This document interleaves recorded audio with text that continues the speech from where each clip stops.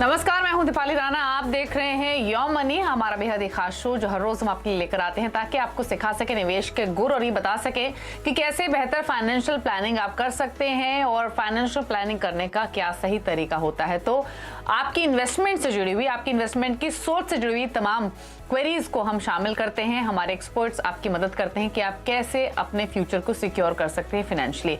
तो आप भी आ सकते हैं योर मनी में। तरीका नोट कर लीजिए, 7045220000 हमारा व्हाट्सएप नंबर है। इसके थ्रू आप अपने सवाल हमें भेज दीजिए। ईमेल कीजिए yourmoney@nw18.com पर। साथ ही हैशटैग आस्क योर मनी लिखकर आप फेसबुक, ट्विटर पर जाकर अपने सवाल हम तक पहुंचा सकते हैं। तो ये है तरीका योर मनी में शामिल होने का। ये शो लाइव भी आप देख सकते हैं फेसबुक, ट्विटर पर, CNBC आवाज के हैंडल पर जाकर। आज हमारे साथ आपके सभी सवालों को आंसर करने के लिए वाइस इन्वेस्ट के CEO हेमंत रुस्तगी मौजूद हैं। हेमंत जी नमस्कार, स्वागत है आपका। और हेमंत जी से सवालों पर तो राय लेंगे ही और आखिर में उनकी पिक्स भी पूछेंगे कि किन म्यूचुअल फंड्स के साथ एक नया निवेशक अपना पोर्टफोलियो बना सकता है। लेकिन बिना देरी के फटाफट से क्वेश्चंस को करेंगे शामिल। और पहले कॉलर सुकुमार हमारे साथ मौजूद है फोन लाइन पर। कुमार साहब नमस्कार, बताइए क्या सवाल है आपका, क्या गोल्स हैं, क्या जानना चाहते हैं? हाँ नमस्ते मैम। मैं अभी 5 साल हो गए मेरे को म्यूचुअल फंड में जुड़ते हुए, और सुनाई दे रहा है? ओके, हाँ तो मैं अभी इसमें 5 बिल्कुल आपकी आवाज आ रही है, बताइए। हाँ मैं उसमें जो 5 अपना पोर्टफोलियो भेजा हुआ, तो मेरे को ये था कि 15 साल के अंदर मेरे को 1.5 करोड़ का मतलब जो इकट्ठा करना था, तो जिसमें मेरा पोर्टफोलियो भेजा हुआ, और 10,000 का मैं SIP कर रहा हूँ, और भी 4,000 करीब बढ़ा सकता हूँ। तो मुझे और आगे का क्या है, और इसी पोर्टफोलियो के लिए साथ चल सकता हूँ या फिर कोई चेंजमेंट करना है? ठीक है, तो आपके पास फिलहाल है Axis blue chip, Canara Robeco emerging equities, Mirae asset emerging blue chip, Nippon India small cap और Parag Parikh flexi cap. Total SIP जो आपकी 5 सालों से चल रही हैं वो 10,000 रुपए महीना की हैं। आपका गोल है कि आप 13 से 14 साल में 1.5 करोड़ कमाना चाहते हैं और 4,000 और आप SIP बढ़ाना चाहते हैं। ठीक है, तो हेमंत जी बताइए, आपने पहले तो इनका जो फंड्स चुने हैं क्या उन्हीं के साथ कंटिन्यू करें या इनको थोड़े बदलाव की जरूरत है? दूसरा जो एडिशनल इन्वेस्टमेंट करना है वो कैसे करें, किस फंड में करें, और डेफिनेटली इनका गोल कैसे हासिल होगा, कितना और इन्वेस्टमेंट करना होगा? दीपाली, अगर हम शुरुआत करें इनके टारगेट से, उन्होंने कहा कि इनको कॉर्पस बनाना है करीब 1.5 करोड़ का। और जैसा आपने बिल्कुल सही कहा, 13 से 14 साल का समय, अगर हम ये मान के चलें कि यहाँ से इनके पास 14 साल है इस कॉर्पस को बिल्ड करने के लिए, तो इन्होंने कहा कि पिछले 5 साल से ये 10,000 रुपए की इन्वेस्टमेंट कर रहे हैं। तो अगर मैं 12% का एनुअलाइज रिटर्न मान के चलूं, तो हम ये अज्यूम कर सकते हैं कि इनका जो करंट कॉर्पस की जो वैल्यू होगी वो करीब 8 लाख की होगी। अगर हम उसको लेके चलें, और इन्होंने ये भी कहा कि वो 4,000 से अपने इन्वेस्टमेंट को बढ़ाना चाहते हैं, तो इन दोनों को अगर मैं फिर से अगर हम 12% का रिटर्न एज्यूम करके चलें 14 साल के अंदर, तो करीब इनको 1 करोड़ का कॉर्पस बनेगा। तो जाहिर सी बात है कि जो जितना ये कॉर्पस बनाना चाहते हैं, जितना इससे बनेगा उसमें गैप है, उसको पूरा करने के लिए क्योंकि इनके पास समय है, तो तकरीबन इनको 8,000 रुपीज एडिशनल इन्वेस्टमेंट करनी होगी अगर ये अपना 1.5 करोड़ का टारगेट पूरा करना चाहते हैं। तो ये तो हो गई कि किस तरीके से इनको अपना टारगेट पूरा करना है। इनके जो फंड्स हैं ब्रॉडली मैं कहूंगा अच्छे फंड्स हैं, तो डेफिनेटली जो भी इनके पास इन्वेस्टमेंट है उसमें वो कंटिन्यू कर सकते हैं। अब क्योंकि उन्होंने कहा कि वो 4,000 रुपए एडिशनल इन्वेस्ट करना चाहते हैं, तो 2 फंड उनके जो एग्जिस्टिंग फंड है, मैं चाहूंगा कि उसी में वो अपना पैसा लगाएं। जैसे एक्सिस का ब्लू चिप फंड है, वहां पे ये 1,500 इन्वेस्ट कर सकते हैं, और कैनरा रोबेको का जो इमर्जिंग इक्विटी फंड है उसमें अगर वो 2,500 इन्वेस्ट करें, तो इस तरीके से अपनी 4,000 की इन्वेस्टमेंट करेंगे। और जैसा मैंने कहा, इनके 5 फंड जो है वो अच्छे फंड है, तो कोई जरूरत नहीं है कि इनको इस समय पे कोई एडिशनल करें। हाँ, जब वो डिसाइड करें 8,000 रुपए इन्वेस्ट करने का, तब शायद एक फंड चाहे तो वो और इंक्लूड कर सकते हैं, बट अभी के लिए वो फंड बिल्कुल ठीक है। ठीक है, तो आपकी जो फिलहाल इन्वेस्टमेंट्स हैं उनके साथ कंटिन्यू कीजिए। इन्वेस्टमेंट्स आपको थोड़ी सी बढ़ानी पड़ सकती हैं, लेकिन ऑलरेडी आप पहले से कर रहे हैं तो उस फैक्टर को भी इंक्लूड करके आपको जो टोटल करनी होंगी वो 14,000 के आसपास करनी होंगी। तो आपके टोटल SIP इनफैक्ट 14,000 की हो जाएंगी। 4,000 एडिशनल जो आपको निवेश करना है उसके लिए Axis blue chip, Canara Robeco emerging equities, इनके साथ कंटिन्यू कर सकते हैं। अगले कॉलर से बातचीत करेंगे। हमारे साथ हैं अब विलास फोन लाइन पर। विलास नमस्कार, बताइए क्या सवाल है आपका, क्या पूछना चाहते हैं? हाँ, एक्चुअली मेरे पास 7 फंड्स हैं जिसमें SIP चल रहा है। तो वो SIPs है Canara Robeco blue chip, Canara Robeco small cap, Parag Parikh flexi cap, point active, उसके बाद Nasdaq blue, ICICI Nasdaq 100 and Tata digital. तो मेरा फंड सिलेक्शन के बारे में एंड मुझे थोड़ा ओपिनियन चाहिए था। या और आप कब से कर रहे हैं SIPs? अभी ऑलमोस्ट 3 साल से कर रहे हैं। Since 3 years I am doing, and PGIM mid cap, that is one of the fund. ठीक है, आपके फंड्स की डिटेल्स हैं हमारे पास। ऑलमोस्ट 7 म्यूचुअल फंड्स आपने लिए हुए हैं जिसमें 22,000 की SIP चल रही हैं। तो हेमंत जी, पहले तो जो मौजूदा फंड्स हैं इन पर आपके सजेशंस क्या हैं, और ये 10-12 हजार रुपए की SIP और इंक्रीज करना चाहते हैं, गोल भी आपने सुना 12 साल में 2 करोड़ का टारगेट है, तो बताइए इनके पोर्टफोलियो पर आपके सजेशंस। दीपाली, यहाँ पे फिर से अगर हम देखेंगे जिस तरीके के वो इन्वेस्टमेंट कर रहे हैं वो करंट कॉर्पस देखें, और जैसा उन्होंने कहा कि 22,000 की इनकी इन्वेस्टमेंट अभी चल रही है, वो 13,000 से और बढ़ा सकते हैं, तो करीब 35,000 कर सकते हैं। तो इन दोनों को अगर हम कंसीडर करके चलें फिर से, क्योंकि लॉन्ग टर्म इन्वेस्टमेंट है, इक्विटी में इन्वेस्टमेंट है, 12% का अगर हम एनुअलाइज रिटर्न मान के चलें तो करीब 1.25 करोड़ का कॉर्पस इनको बनेगा, क्योंकि इनका टारगेट जो है वो करीब 2 करोड़ का है। तो इनको एडिशनल अगर ये चाहते हैं वहां तक पहुंचने के लिए तो इनको 20,000 रुपए की इन्वेस्टमेंट करनी होगी एडिशनल, इन एडिशन टू ये जो 13,000 बोल रहे हैं। इनके पास एक और तरीका है, अगर वो चाहे कि 35,000 से ही अपने टारगेट को पूरा करें तो उनके पास मेरी सजेशन ये होगी कि अगर वो अपना टाइम होराइजन 3 साल से बढ़ा दें, जैसे 12 साल है उसको 15 साल कर दें, तो उसी इन्वेस्टमेंट से अपने कॉर्पस को वो बना पाएंगे। तो इनके पास 2 ऑल्टरनेटिव है, डिपेंडिंग ऑन जो उनके लिए पॉसिबल है उसको करें ताकि वो अपने लक्ष्य तक पहुंच पाए।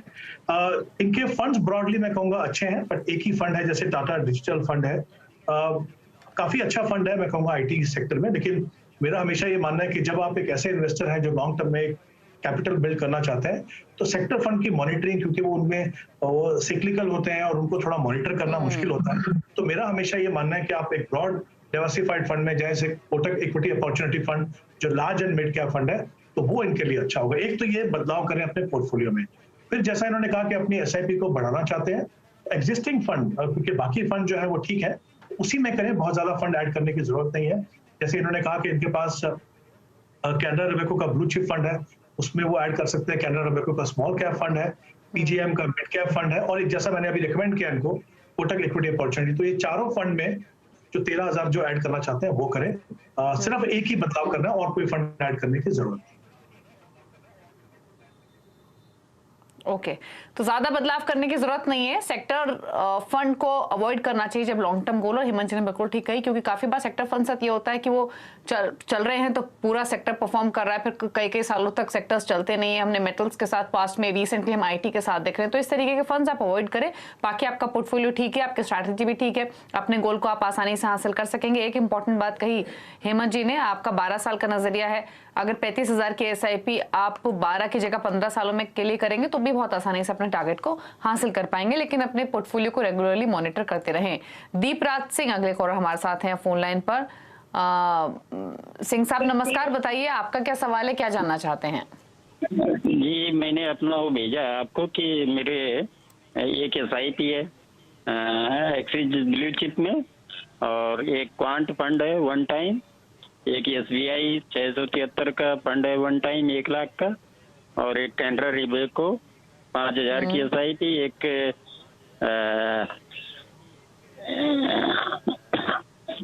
हेलो मेरा एसेट 1000। आपकी जो SIPs चल रही हैं, एक Axis blue chip 20,000, Canara Robeco में 5,000, Mirae asset emerging blue chip में 2,500, ये आपकी SIPs हैं। आपने लमसम भी किया हुआ है 1 लाख रुपए क्वांट फ्लेक्सी कैप में, मिराई एसेट टैक्स सेवर में 25,000, और साथ ही SBI की फिक्स्ड मैच्योरिटी प्लान भी आपने लिया हुआ है 372 डेज का, इसमें 1 लाख डाले हैं। यही आपकी एग्जिस्टिंग इन्वेस्टमेंट्स? जी ठीक है। और आपने ये जो SIPs कर रहे हैं, ये कब से कर रहे हैं आप सिंह साहब? ये अभी साल भर, 2 साल 3 साल ऐसे, ये एक बार पूरी हो गई है एक्सिस ब्लू चिप 3 साल के बाद रिडीम करने के बाद फिर से शुरू किया 2 महीने से। तो ये मुझे बताइए, ये फिगर्स आपकी सही है? मतलब एक्सिस ब्लू चिप में आप 20,000 रुपए महीना डाल रहे हैं, कैनरा रोबेको में 5,000 महीना, मिराई एसेट में 2,500 महीना? जी हाँ। तो आपने इतना वेरिएशन क्यों चुना कि एक फंड में 20,000, बाकी फंड में 2,500, 5,000? कोई खास वजह? नहीं, कोई खास वजह नहीं, वो सैलरी अकाउंट है, वो वहीं से 20,000 हो गया। एक्सिस में, तो बहुत दिन से चल रहा है। ठीक है, समझ गए। ठीक है, तो बताइए हेमंत जी, इनके पोर्टफोलियो पर सजेशन, लमसम इन्वेस्टमेंट्स भी हैं, एसआईपीज भी कर रहे हैं। एसआईपी में हालांकि अमाउंट डिसबैलेंस है थोड़ा सा, बाकी आप बताइए कि इसी के साथ कंटिन्यू करें या चेंजेस सजेस्ट करेंगे? जी दीपाली, आई थिंक ओवरऑल अगर मैं फंड सिलेक्शन की बात करूं तो फंड सिलेक्शन अच्छा है इनका, वो एग्जिस्टिंग फंड में अपने कंटिन्यू कर सकते हैं। और मैं समझ सकता हूं कि लाइफ की जिस स्टेज पे हैं वो, अगर वो चाहते हैं कि थोड़ा ज्यादा एक्सपोजर लार्ज कैप में हो, वो भी अंडरस्टैंडेबल है। आपकी बात बिल्कुल सही है कि बहुत ज्यादा amount proportionately axis blue chip में है, बट फॉर्चुनेटली अगेन ये बहुत अच्छा फंड है, इसका पोर्टफोलियो क्वालिटी काफी अच्छा है। और क्योंकि हम लार्ज कैप फंड की बात कर रहे हैं, ब्लू चिप फंड की बात कर रहे हैं, तो बेसिकली हम बात कर रहे हैं, हमारा यूनिवर्स जो है वो टॉप 100 कंपनीज हैं in terms of market cap. तो वहां पे you can't really go wrong. तो मुझे लगता है कि अगर वो उसमें कंटिन्यू करना भी चाहें तो कोई बात नहीं है। In fact there is a scope वहां पे कि अगर वो चाहें तो एक और फंड ऐड करें, बट वो ना भी करें तो मुझे लगता है वो फंड अच्छा है, उसमें कंटिन्यू कर सकते हैं। अब इशू ये है कि इनके पास 3 लार्ज कैप फंड है, तो मुझे लगता है कि थोड़ा सा ज्यादा एक्सपोजर है लार्ज कैप में।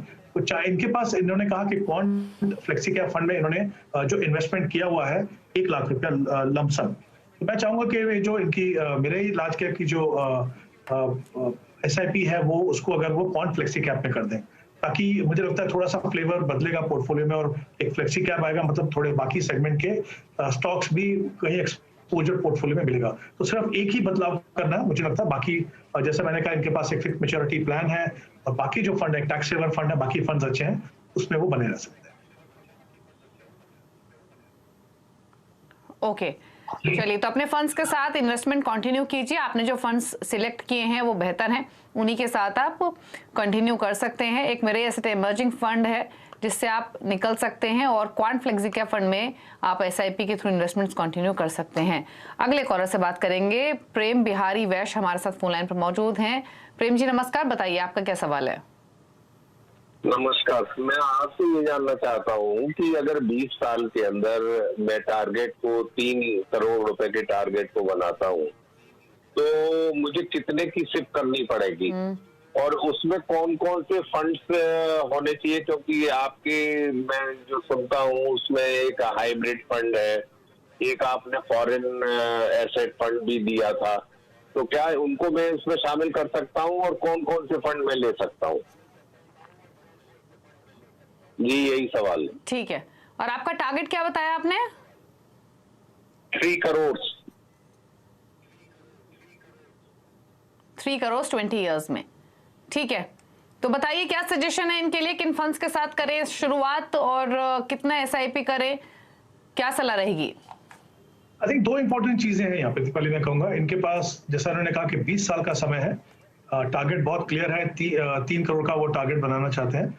और जाहिर सी बात है, जब इतने लंबे समय के लिए आप इन्वेस्ट कर रहे हो और आपका टारगेट काफी बड़ा हो, आप चाहते हो कि एक एसआईपी के द्वारा हम एक बड़ा कॉर्पस बने, तो एसेट क्लास चुनना भी बहुत इंपॉर्टेंट है। तो मुझे लगता है कि क्योंकि 20 साल का समय है, तो ये इक्विटी में इन्वेस्ट करें, इक्विटी फंड में इन्वेस्ट करें। ये बात सही है कि equity as an asset class aggressive है, वोलेटाइल है, बट सबसे बड़ा फायदा यह है कि जब आपके पास इतना लंबा समय हो और आप जब एक डिसिप्लिन तरीके से इन्वेस्ट कर रहे हैं, तो फिर वो कहीं ना कहीं जो वॉलेटिलिटी है वो इनफैक्ट आपके फेवर में काम करती है, क्योंकि वो आपको एवरेजिंग का फायदा देती है। फिर से क्योंकि इक्विटी फंड्स है, मैं अगर एक एज्यूम रेट ऑफ रिटर्न लेके चलूंगा, ताकि हम डिसाइड कर पाए कि कितना पैसा इनको हर महीने इन्वेस्ट करना है। तो अगर मैं 12% का रिटर्न यहाँ पे लूँ, तो करीब 30,000 रुपीज पर मंथ उनको एसआईपी के द्वारा इक्विटी फंड में इन्वेस्ट करना होगा अपने टारगेट तक पहुंचने के लिए। बट ऑफ कोर्स इंपॉर्टेंट चीज ये है कि इस दौरान काफी चैलेंजेस आएंगे उनके सामने, मार्केट में वॉलेटिलिटी होगी।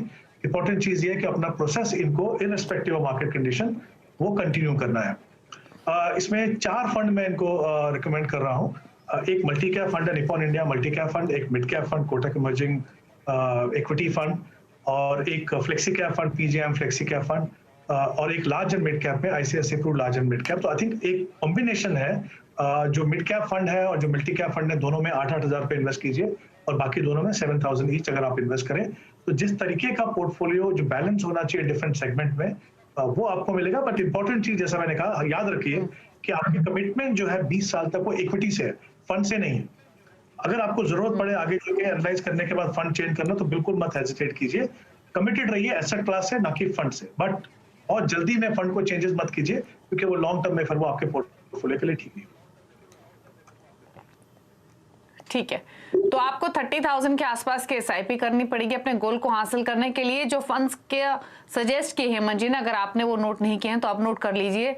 ज्यादा क्लटर्ड पोर्टफोलियो बनाने की जरूरत नहीं है। सिर्फ 4 फंड चुने, Nippon India multi cap, Kotak emerging equity, ICICI Pru large mid cap और PGIM इंडिया फ्लेक्सी कैप। तो यहाँ पर आपको फंड हाउस और फंड डाइवर्सिफिकेशन दोनों मिल रहा है। इन 4 फंड्स में आप 8,000, 7,000 ICICI Pru large mid cap, PGIM India flexi cap इनमें इन्वेस्ट कर सकते हैं और अपने गोल को हासिल कर सकते हैं। रुक रहे हैं इसी के साथ एक ब्रेक के लिए, लौटेंगे तो कुछ और सवाल लेंगे। हेमंत जी बने हुए हमारे साथ, चलो वापस आते हैं। योर मनी और अब कुछ सवाल ले लेते हैं ईमेल के थ्रू। एक सवाल हमें उपेंद्र सत्कार ने भेजा है। उम्र इनकी 31 साल है, एग्जिस्टिंग SIP इनकी 10,000 की है और इनका 28 साल में 6 करोड़ का टारगेट है। फंड्स की डिटेल्स में मेंशन कर दूं, आदित्य बिरला सन लाइफ का फ्लेक्सी कैप है 2,000 पर मंथ, मेरे ऐसे tax saver, Axis long term equity, Parag Parikh flexi cap fund में 1,000 पर मंथ डाल रहे हैं, एक्सेस स्मॉल कैप में 3,000 पर मंथ और क्वांट स्मॉल कैप में 2,000 पर मंथ। तो इनका पोर्टफोलियो कैसा लगा आपको हेमंत जी, और साथ ही इनके गोल पर आपकी सलाह? दीपाली, देखिए इनका जो टारगेट है वो करीब 6 करोड़ का टारगेट है इनके पास, और इन्होंने कहा कि करीब 28 साल का समय है इनके पास। अभी जो ऑलरेडी इन्वेस्टमेंट कर रहे हैं वो 10,000 की इन्वेस्टमेंट है। तो अगर वो उसको कंटिन्यू करते हैं तो करीब करीब इनका 3 करोड़ 10 लाख का कॉर्पस बनेगा, क्योंकि इनका टारगेट कहीं ज्यादा है तो इनको अपनी इन्वेस्टमेंट बढ़ानी होगी। करीब करीब 12,000 एडिशनल SIP इनको करनी होगी। अगर वो कंटिन्यू करते हैं 28 साल तक तब वो अपने टारगेट को डेफिनेटली पूरा कर पाएंगे। तो ये तो हो गया, इस तरीके से अपना टारगेट पूरा करेंगे। अब अगर हम बात करें फंड्स की, तो देखिए 10,000 में से 50% एक्सपोजर जो इनका वो स्मॉल कैप में, मुझे लगता है वो काफी एग्रेसिव है। हालांकि स्मॉल कैप का पोटेंशियल बाकी सेगमेंट से ज्यादा होता है, बट हम ये भी जानते हैं कि उसमें काफी वॉलेटिलिटी ज्यादा होती है और किसी भी लॉन्ग टर्म इन्वेस्टमेंट के लिए 50% एक्सपोजर स्मॉल कैप में अच्छा नहीं है। तो मैं चाहूंगा कि वो स्मॉल कैप में सिर्फ 2,000 का एक्सपोजर रखें। एक गैप है इनके पोर्टफोलियो में, इनके पास एक मिड कैप फंड नहीं है। तो मुझे लगता है कि वहां पे जैसे हमने बात की कोटक इमर्जिंग फंड की लें या मोतीलाल का मिड कैप लें, उसमें अगर वो इन्वेस्ट करें तो जो सही बैलेंस हो पोर्टफोलियो में वो भी आएगा। और जैसे मैंने इनको बताया, इनको अपनी SIP को 12,000 से बढ़ाना होगा और जितना जल्दी बढ़ाएंगे उतना लंबा समय इनको मिलेगा, ताकि पावर ऑफ कंपाउंडिंग के फायदे से ये अपने टारगेट को पूरा कर सके। ओके, चलिए एक और ईमेल के थ्रू सवाल ले लेते हैं। बालकृष्ण राव ने भेजा है विशाखापट्टनम से। एग्जिस्टिंग इनका इन्वेस्टमेंट है 60,000 रुपए की SIPs, 5 साल तक और निवेश कर सकते हैं। मौजूदा SIPs पर कितना रिटर्न ये एक्सपेक्ट करें 5 साल बाद? पोर्टफोलियो की डिटेल्स क्विकली बता दें। Aditya Birla sun life, DSP small cap, Franklin India flexi cap, ICICI Pru value discovery, SBI blue chip, SBI focused, Axis flexi cap, Mirae asset emerging blue chip. तो यानी total इनके पास 8 funds हैं और 7,500 रुपए एक फंड में डाल रहे हैं। क्या सजेशन इनके पोर्टफोलियो पर और कितना रिटर्न इनको मिल सकता है? आई थिंक जहां तक पोर्टफोलियो का सवाल है, ब्रॉडली 2 चीजें अच्छी हैं यहाँ पे। एक तो ओवरऑल मैं कहूंगा कि फंड ठीक है, उसमें 1-2 चेंजेस हैं, मैं बताऊंगा किस तरह के चेंजेस इनको करने चाहिए। बट एक अच्छी चीज मैंने देखी इनके पोर्टफोलियो में कि इन्होंने इन्वेस्टमेंट शुरू की थी 5,000 रुपए से और बाद में अपनी इन्वेस्टमेंट को उन्होंने बढ़ाया 7,500 किया है। आई थिंक ये बिल्कुल सही तरीका है। काफी बार हम क्या करते हैं, SIP शुरू करते हैं फिर अमाउंट बढ़ाते नहीं है, रिस्पेक्टिव ऑफ द फैक्ट कि हमारी इनकम बढ़ती है लेकिन हम उसको बढ़ाते नहीं। तो आई थिंक जब आप स्टेप अप SIP करते हैं या SIP का अमाउंट बढ़ाते हैं तो आपको एक बड़ा कॉर्पस मिलता है, जो एक काफी अच्छी चीज है। मुझे लगता है हर इन्वेस्टर को फॉलो करनी चाहिए। इनके पोर्टफोलियो में 2 चेंजेस मैं चाहूंगा करें। जैसे इन्होंने भी कहा है कि उनको डाउट है कि वो जो ABSL का जो MNC फंड है वो शायद इतना अच्छा नहीं कर रहा। मैं कहूंगा उनकी असेसमेंट बिल्कुल सही है, इस फंड की परफॉर्मेंस अच्छी नहीं रही है। तो इसकी जगह में एक फंड जो मैंने ऑलरेडी बात की थी, निपॉन इंडिया का मल्टी कैप फंड, वो अगर ले लें तो मुझे लगता है वो बेहतर होगा। दूसरा, इनके पास एक ICICI डिस्कवरी फंड है।